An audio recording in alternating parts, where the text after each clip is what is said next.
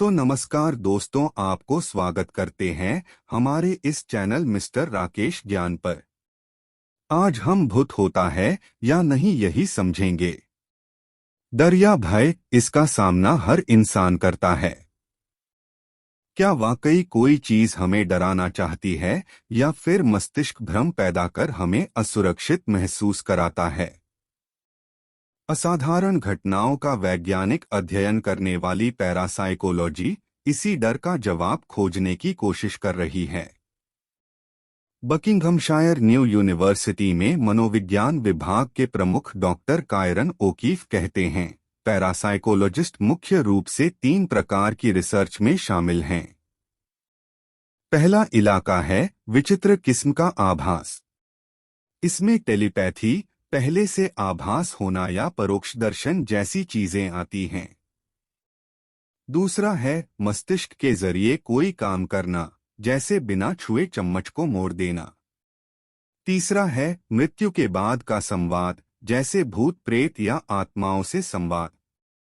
असाधारण घटनाक्रम से जुड़े मनोविज्ञान को समझने के लिए वैज्ञानिक न्यूरोसाइंस की भी मदद ले रहे हैं।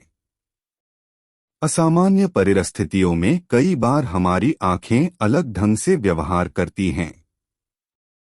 कम रोशनी में आंखों की रेटिनल रॉड कोशिकाएं सक्रिय हो जाती हैं और हल्का मुड़ा हुआ सा नजारा दिखाती हैं।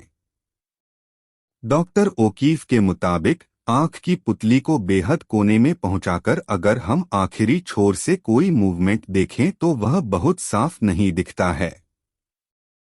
डिटेल भी नजर नहीं आती है, सिर्फ काला और सफेद ही दिखता है। इसका मतलब साफ है कि रॉड कोशिकाएं रंग नहीं देख पा रही हैं। हो सकता है कि ऐसी परिस्थितियों में हमारा मस्तिष्क सूचना के अभाव को भरने की कोशिश करता हो। दिमाग उस सूचना को किसी तार्किक जानकारी में बदलने की कोशिश करता है। हमें ऐसा लगने लगता है जैसे हमने कुछ विचित्र देखा है। तर्क के आधार पर हमें लगता है कि शायद कोई भूत है।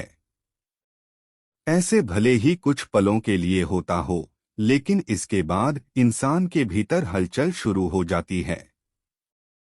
सांस तेज चलने लगती है, धड़कन तेज हो जाती है, शरीर बेहद चौकन्ना हो जाता है। कुछ लोगों को बहुत ज्यादा डर लगता है और कुछ को बहुत कम। वैज्ञानिक इसके लिए मस्तिष्क में मौजूद न्यूरोट्रांसमीटरों को जिम्मेदार ठहराते हैं। वैज्ञानिकों के मुताबिक जिस तरह हर व्यक्ति में भावनाओं का स्तर अलग अलग होता है, वैसा ही डर के मामले में भी होता है। ओकीफ कहते हैं, डरावने माहौल में कुछ लोगों के मस्तिष्क में डोपामिन का रिसाव होने लगता है। इसके चलते उन्हें मजा आने लगता है, जबकि बाकी लोग बुरी तरह डर रहे होते हैं। वैज्ञानिकों के मुताबिक बचपन में खराब अनुभवों का भी डर से सीधा संबंध है।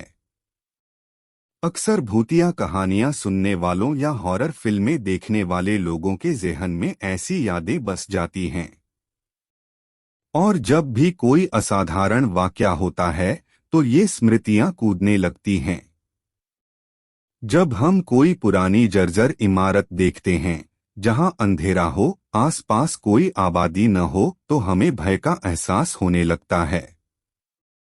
वैज्ञानिकों के मुताबिक ज्यादातर हॉरर फिल्मों में ऐसी इमारतों को भूतिया बिल्डिंग के रूप में पेश किया गया।